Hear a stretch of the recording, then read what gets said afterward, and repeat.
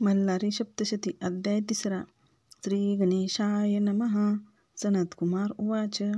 महाविष्णू सहवर्तमान धर्मसूत ऋषीजन आकाशमार्गे करुणी गमन निघाले कैलास दर्शना। तयांनी कैलासगिरी देखिला सहस्त्रचंद्र किरणांचा भासला शुभ्र शूल देखिला हिमगिरी शंभुनिवास। त्या कैलासगिरीवरी पारिजात फुलले भारी चंद्रिके सारखे निर्मळ परी नाना सुगंध दरवळी। तेथे आम्रवृक्ष फुलले कळी पुष्पी परिमल फाकले तैसे चंदन पुरुषी चर्चिले दाही दिशा घमघमीत। जेथे गंधर्व करीती गायन किन्नरी नृत्य करुन शिवशंकरास करण्या प्रसन्न 64 कला जागविती।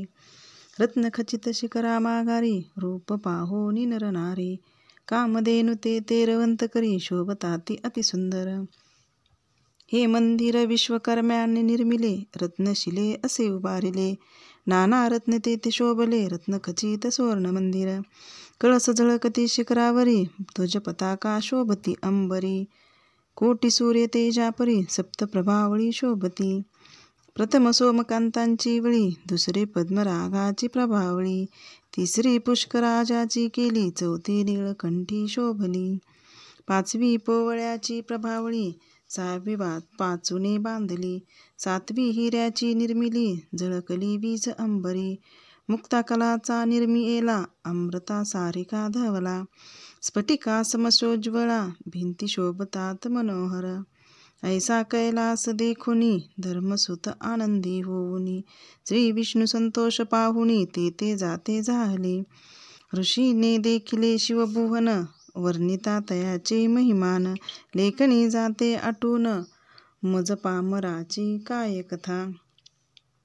त्या सुंदर शिवभुवनी नाना देवता बैसोनी अष्टलोकपाल सेवा करुनी बोलंगताती अखंडित।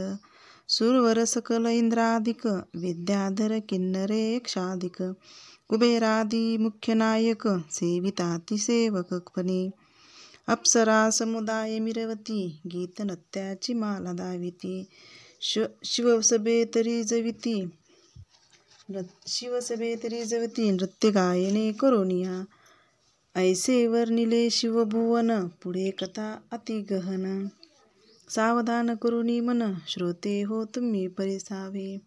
इति श्री गुरुमाऊली विरचित प्राकृत भावार्थ टीका ब्रह्मांड पुराणे क्षेत्र खंडे मल्हारी सप्तशती तृतीय अध्याय श्री कुलदैवत खंडेराव महाराज चरणार्पणमस्तु। श्री स्वामी समर्थ।